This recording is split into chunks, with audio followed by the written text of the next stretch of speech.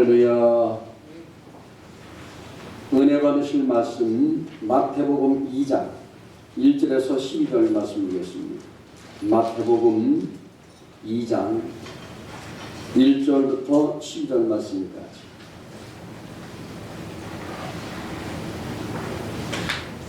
우리 함께 합독하시겠습니다.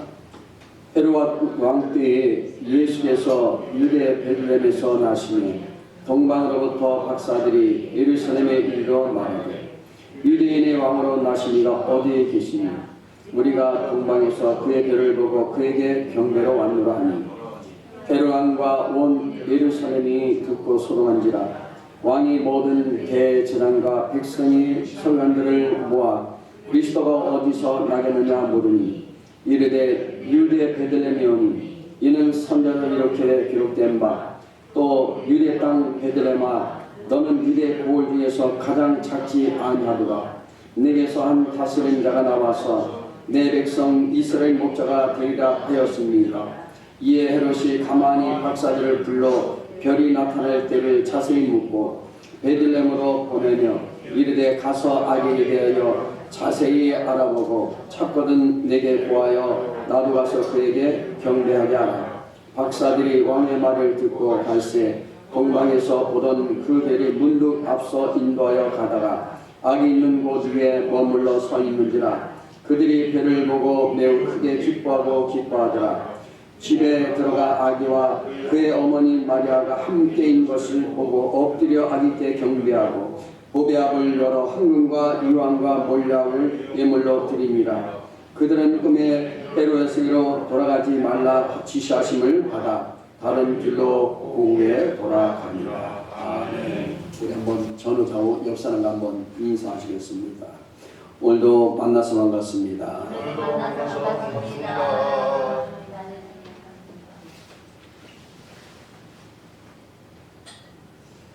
저는 오늘 본문의 말씀을 가지고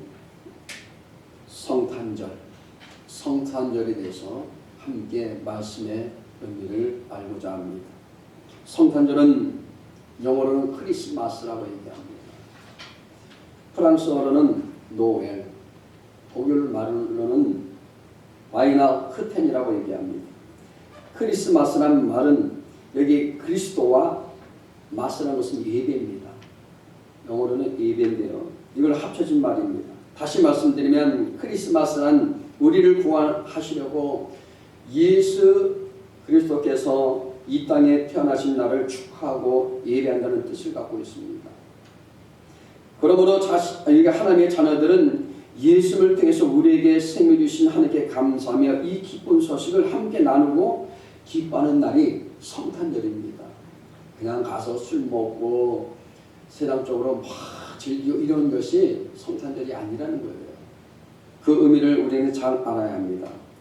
크리스마스가 무엇입니까? 바로 예수님의 생일입니다. 수년 전 크리스마스 전날 밤 미국의 어느 작은 도시에서 일어났던 일입니다. 거리마다 울려 퍼지는 크리스마스 캐럴송과 더불어 도시 전체는 축제 분위기로 술렁거렸고 사람들은 저마다 선물꾸러미를 한 아름씩 안고 바삐 걷고 있었습니다. 그런데 그 해에 크리스마스는 좀 색다른 프로그램이 마련되어 있었습니다. 우리 지금 코로나19라는 이 바이러스로 인해서 성탄절 모든 이 집합 모임도 좀 차단되고 좀 썰렁한 그런 분위기입니다. 캐롤송도 없어지고요. 그런데 이 성탄절을 통해서 이 미국의 작은 도시에서는 모든 사람들 다 시청 앞에 광장에 모여 크리스마스 파티를 열기로 되어 있었다는 것입니다. 특별히 시 당국에서는 이 잔치를 위해서 대형 세트를 꾸며놓고 예수님의 탄생 장면을 모형으로 설치해 놓았습니다. 여기 시간이 이제 얼마 남지 않았을 때 한 시청 직원이 이 사항들 모든 것을 준비 사항을 다시 한번 점검해 보았습니다. 그런데 여기 문제가 생긴 것입니다. 말구열 속에 누워있던 아기 예수의 모형이 없어진 것입니다. 다른 것은 다 있습니다. 뒤에 둘러보니 다른 것은 다 그대로 있는데 요셉과 마리아도 있었고 그리고 목자들과 동방 박사들도 다 그대로 놓여 있었습니다. 그런데 안타깝게도 아기 예수는 찾을 길이 없습니다. 누군가가 장난삼아서 가져간 것이 분명하였습니다. 생각도 못해서 시 당구에서는 라디오 방송을 통해 아기 예수를 찾는다는 방송을 수차례 보냅니다. 사과 말씀드립니다. 시민 여러분, 대단히 죄송합니다. 약속드린 크리스마스 파티 시간이 이제 30분 연기되었습니다. 그리고 아기 예수를 찾습니다. 아기 예수가 어디 있는가를 아시는 분은 빨리 시청으로 연락 바랍니다.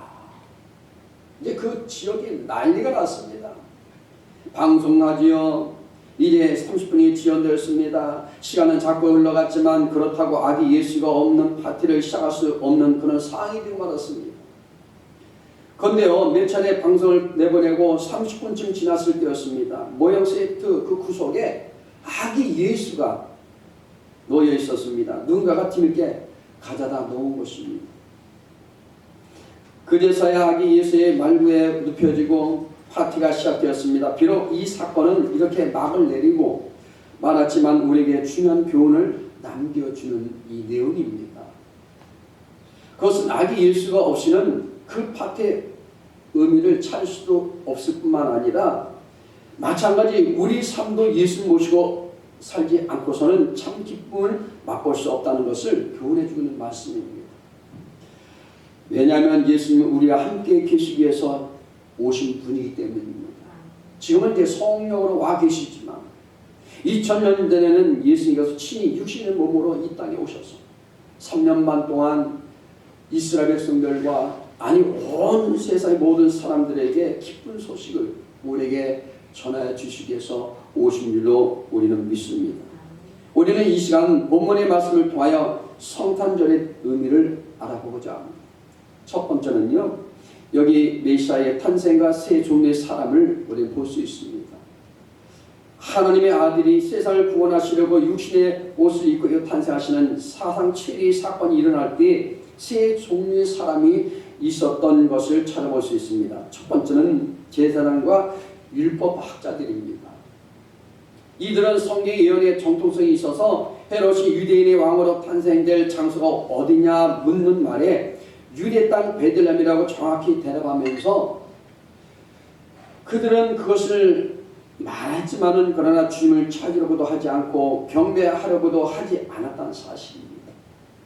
지식을 가지고 예수님의 탄생 지역이 어딘지 언제 태어날 것에 대해서 그들은 예언을 하고 있었지만 믿지 않았다는 겁니다. 오늘날도 성경과 신학을 많이 아는 학자들 중에 진심으로 주님을 믿고 경배하는 이들이 힘이 적다는 겁니다. 신학자임에도 불구하고 여러분, 주님 오실 날이 언제인지 모르지만 가깝다는 사실 여러분 아시기 바랍니다. 두 번째는 헤롯 왕입니다. 헤롯 왕은 학자들의 말에 의하면 잔인하고 아주 간교한 사람이었고 정치적인 목적과 그리고 자기의 정력을 위해 9번이나 결혼 사람이라고 얘기해요. 자신이 아내와 두 동생까지 죽인 살인자였다고 말합니다. 이는 이두메인으로 여기 보면 에서의 후손이라고 얘기합니다. 야곱과 에서가 투정한 것처럼 사단이 그리스도를 죽이려고 하는 것입니다. 예수를 찾아 경배하겠다고 거짓말을 해서 결국 찾으면 그는 죽이려 했다는 것입니다. 세 번째는 동방박사들입니다. 여기 동방박사들은 페르시아 사람들로서 점성학자라고 얘기합니다. 혹은 천문학자들입니다. 그들은 큰 인물이 나타날 때 이상한 별이 나타나고 믿어왔습니다. 특별히 파사나라의 포로로 잡혀갔던 히브리인들의 영향을 받아서 메시아가 나타날 때 특별한 별이 나타난다고 하는 것을 그들은 그대로 믿고 있었습니다. 민수기 24장 17절 말씀 우리 함께 합독하시겠습니다. 내가 그를 보아도 이때 일이 아니며 내가 그를 바라보아도 가까운 일이 아니로다. 한 별이 야곱에게서 나오며 한 월이 이스라엘에서 일어난다고 이렇게 말씀합니다. 여기 장차 메시아가 오실 것과 그때는 이상한 별이 나타나는 것을 믿고 있다가 이상한 별이 나타나는 것을 보자 황금과 유황과 몰약을 가지고 떠납니다. 그들이 예수님이 탄생하신 곳까지 오는 그 시일만큼 앞당겨서 그들에게 이제 별이 나타나서 인도할 줄로 알고 있었다는 겁니다. 이들은 마음에 큰 요동을 합니다. 1818년 성탄절을 일주일 앞두고 일어난 일입니다. 오스트리아의 작은 시골 교회에 심화하던 26세의 젊은 신부 모홀에게 큰 문제가 생겼습니다. 그것은 성탄절 연극을 준비하는데 그만 하나밖에 없는 풍금이 고장나고 말았습니다. 여러분 풍금 아시죠? 옛날엔 풍금이었어요. 수리공이 온통 분해하여 늘어놓았지만 성탄절까지 고칠 수가 없는 거예요. 많이 그냥 분해됐습니다. 여기 신부모는 근심중 마을의 그 밤 풍경을 바라보게 됩니다. 참으로 아주 고요한 그런 밤 풍경입니다. 이전에 시를 써본 일도 없었던 이 모울이지만 그날 밤은 영감으로 시를 썼으며 그 교회에 여기 오르가니스트인 구르버에게 작곡을 부탁하였고 이내 그 곡을 연주하게 하였습니다. 이때 만들어진 것이 유명한 고요한 밤 거룩한 밤입니다. 고요한 밤 거룩한 밤, 이 찬양이 나온 거예요.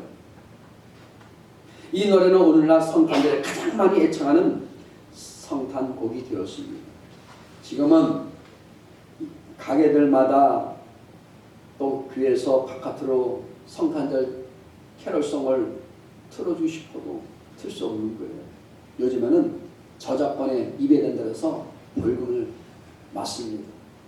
그래서 지금은 하지 못하지만 그 전에는 바깥에 요맘때 되면은 레코드 가게에서 캐럴송을 틀어주고 교회에서도 막 신나게 틀어주고 가게들마다 틀어주고 그래서 참 성탄절이구나 이렇게 느끼는데 요즘에는 그런 곳이 없습니다. 큰 두 번째는 동방박사들의 성탄 축하입니다.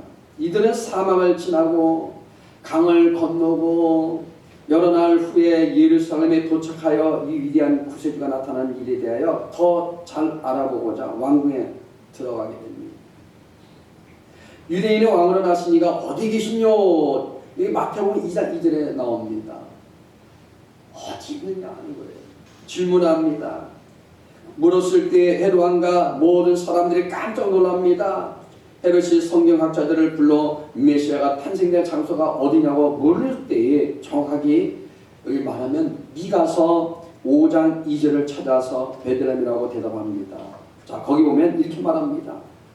또 유대 땅 베들레헴아 너는 유대 고을 중에 가장 작지 아니하도다. 네게서 한 다스리는 자가 나와서 내 백성 이스라엘 목자가 되리라 이렇게 말씀하고 있습니다. 그래서 헤롯은 이 동방 박사들에게 말합니다. 가서 악에게 대하여 자세히 알아보고 찾거든 내게 고하여 나도 가서 그에게 경배하게 하라. 이게 경배한다는 얘기 아니고 만나면 결국 죽이겠다는 거예요. 여기 예수님을 죽이는 속셈이었습니다. 그래서 동방박사들이 베들레헴으로 향해 가는데 동방에서 보던 그 별이 문득 나타나서 그들을 인도해서 어느 여관 나뭇가에 위에 머물렀습니다. 이것을 본 동방박사들은 크게 기뻐하고 또 기뻐했던 말입니다. 그리고 밤에 잘 때에 들어갈 때는 헤롯 궁에 들리자 말고 다른 길로 가라는 여기 계시를 받고 결국 다른 길로 갑니다. 전설에 의하면 이 세 박사는 멜키올과 카스팔과 발타잘이라고 합니다. 멜키올은 황금을 가져왔고 여기 카스팔은 유황을 가져왔고요. 발타잘은 몰약을 가져왔다고 얘기합니다. 그들은 이 값진 예물을 아기 예수님께 드리며 경배했다고 얘기합니다. 이들은요 먼저 먼 길을 고생하며 찾아와 경배했습니다. 얼마나 멀리 왔겠습니까? 밤낮 없이 아기 예수님께 경배해서 다가옵니다. 이것은 자기들의 몸을 들여 경배한 것입니다. 그들은요 예수님의 탄생을 대리자나 아니면 하인을 시켜서 축하장이나 예물을 보내어 축하할 수도 있는 그런 위치에 있는 사람들입니다. 요즘에 대통령도 본인이 가야 될 곳에 대사를 보내지 않습니까? 특사를 보내지 않습니까? 그런 것처럼 이들은 높은 지위에 있던 사람들입니다. 그러나 그들은 친히 사막을 지나고 강을 건너고 고생하며 먼 길을 찾아서 아기 예수님께 와서 경배를 했다는 겁니다. 여러분, 예수님을 믿고 경배하는 일에 대리자가 있을 수 없다는 사실입니다. 몸은 안 오고 그냥 물질이나 보내서 하나님을 기쁘시게 할 수 없다는 거예요. 내 마음도 가야 됩니다. 어떤 이는요, 교회는 안 나오면서 나는 마음으로 예수를 잘 믿습니다라고 얘기합니다. 교회 출석을 안 하면서 자기 딴에는 예수를 잘 믿는다고 말하는 사람들이 있습니다. 예수님 믿는 일, 주님께 예배하는 일에 대리자도 있을 수 없고 몸 대신 물질로 대신할 수도 없다는 겁니다. 일주일 여섯 동안 직장을 아무리 멀어도 불편 없이 다니면서 일주일에 한 번 나오는 주일 예배, 거리가 좀 멀다고 핑계대고 안 나오거나 구원받고 은혜 받은 재단을 헌 고무 신작 버리듯 한 사람은 좋은 신앙의 사람이 아니라고 얘기합니다. 하지만 요즘 코로나19 전염병으로 인해서 어찌할 수 없는 그런 상황에서 그런 처해 있는 그런 못 나오신 분들도 계실 것입니다. 그거는 피치 못할 사정이죠. 하나님도 다 알고 계십니다. 동방 박사들은 그 존귀한 몸을 이끌고 와서 아기 예수님을 경배하였습니다. 참으로 본받을 성탄 축하라는 겁니다. 그리고요, 그들은 겸손히 엎드려 경배합니다. 그들은 머나먼 길을 찾아와서 어떤 사람인가 구경한 것도 아니고 존경을 표시한 것도 아닙니다. 아기 예수님께 엎드려 경배했다는 거예요. 오늘날도 교회에 나오는 사람들 중에 예수님을 성자들 중에 한 사람으로 존경하거나 구경 삼아 나오면서 참 메시아로 나의 구세를 믿고 경배하지 않는 사람들이 지금도 많이 있습니다. 그냥 경청하게 해서 어떤 말씀을 주는가? 그들은 듣기에서 온다는 거예요. 크리스마스가 되면 여러 분류의 사람들을 너무나 많이 우리는 찾아보게 됩니다. 하나님의 신령과 진정으로 예배하는 자를 지금도 찾고 계십니다.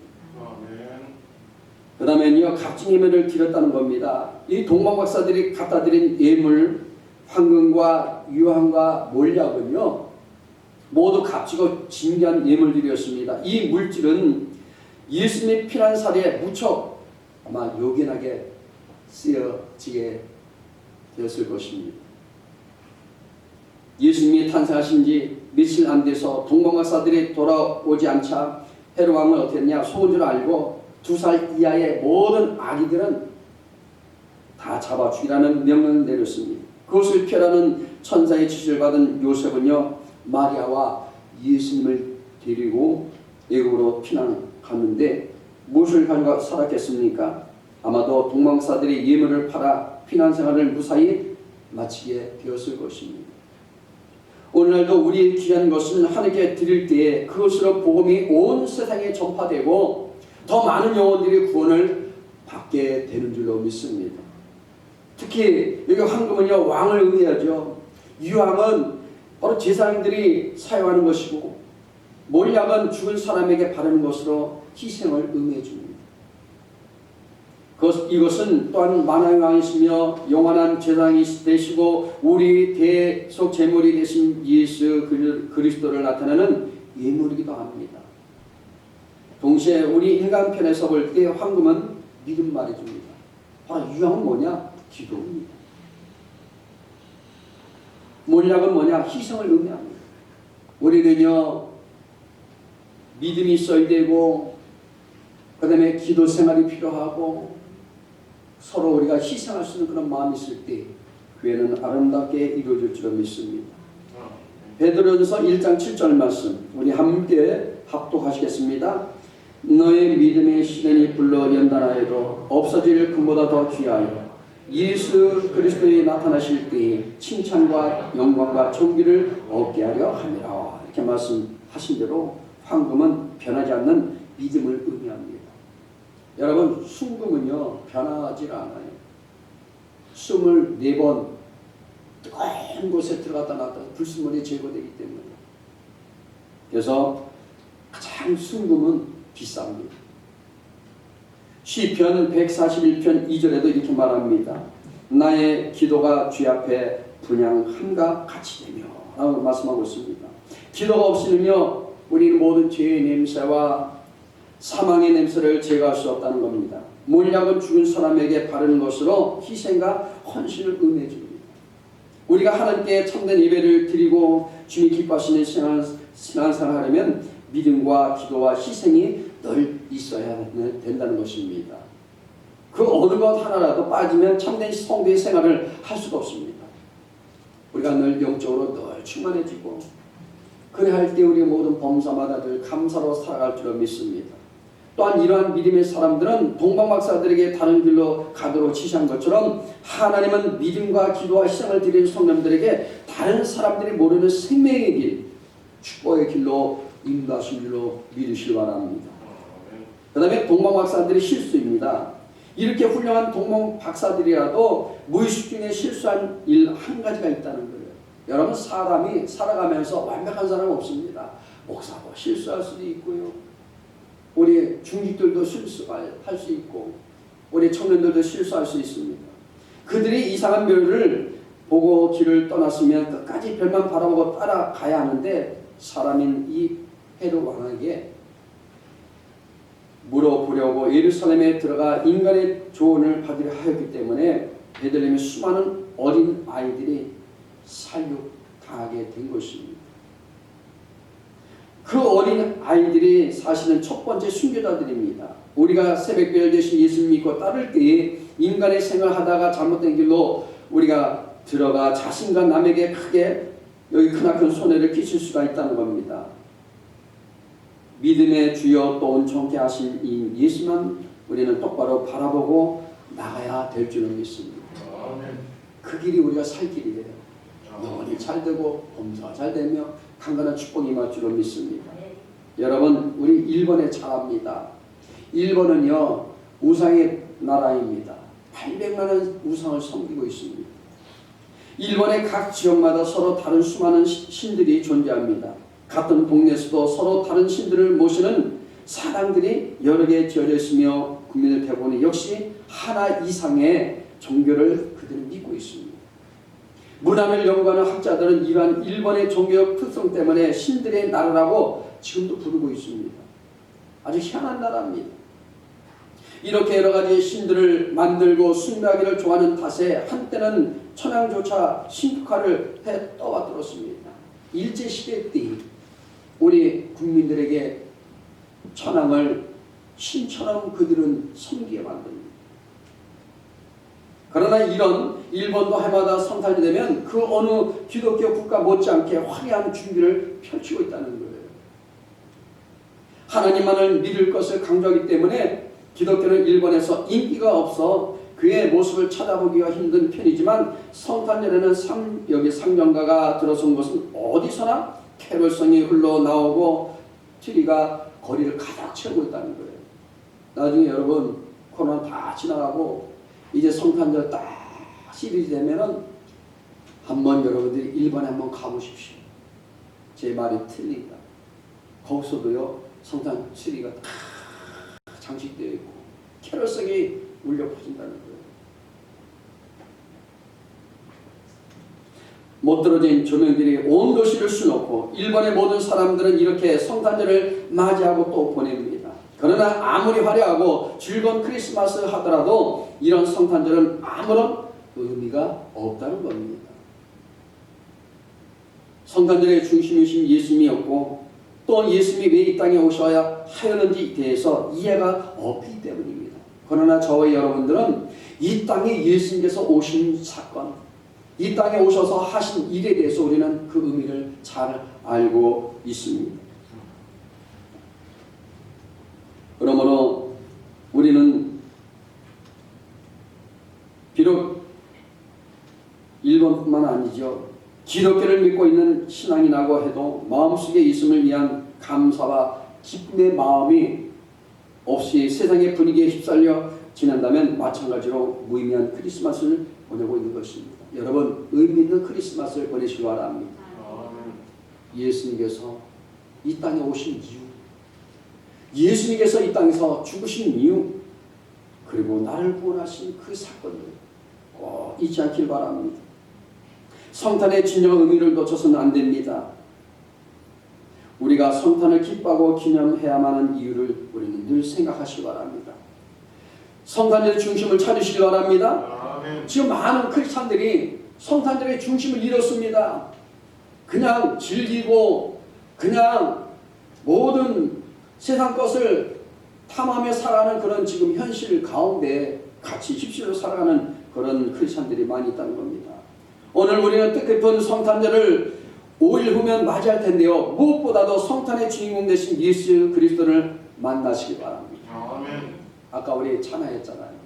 우리 형제가 찬양한 것처럼 예수님을 나를 지명하여 불러주시고 나를 택하여 주시고 그리고 치유하여 주시고 나에게 오셔서 위로하시는 하나님이십니다. 아울러 겸손한 마음으로 정성을 다해서 아기 예수께 경배하시길 바랍니다.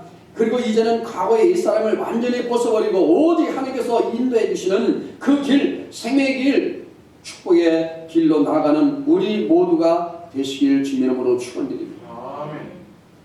그 옛날 동방박사들이 처음 오신 예수님을 기쁨으로 영접한 것처럼 예수님 다시 오실 때 우리 모두가 기쁨으로 영접하는 아름다운 모습으로 우리가 맞이하시길 바랍니다. 아멘. 아기 예수의 탄생을 축하하는 우리 성도님들의 마음이 그 옛날 우리 예수님의 탄생하신 그 베들레헴의 발굴가 되시기를 간절히 축원드립니다. 아멘. 그런 마음으로 여러분 성탄절을 맞이하시기 바랍니다. 아멘. 성탄절 우리는 맞이하고 있으면 그 다음에는 또 이 한 해는 지나갑니다. 그러므로 여러분 막연한 그런 삶이 아니라 의미 있는 마지막 한 해를 잘 마무리하시길 간절히 축원드립니다. 아멘. 기도하겠습니다. 하나님 감사합니다.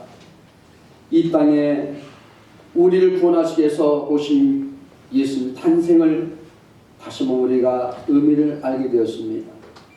성탄절을 맞이하여 예수님 다시를 기억하게 되시고 예수님이 없는 우리 삶은 아무런 의미 없음을 우리들 고백하게 주옵소서.